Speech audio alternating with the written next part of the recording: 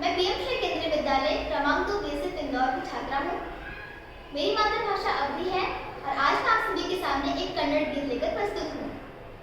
चलो बेन ಮುಂದಿನ ಮಕ್ಕಳೇ, चलो बेन ಮುಂದಿನ ಮಕ್ಕಳೇ, चलो बेन ಮುಂದಿನ ಮಕ್ಕಳೇ, चलो बेन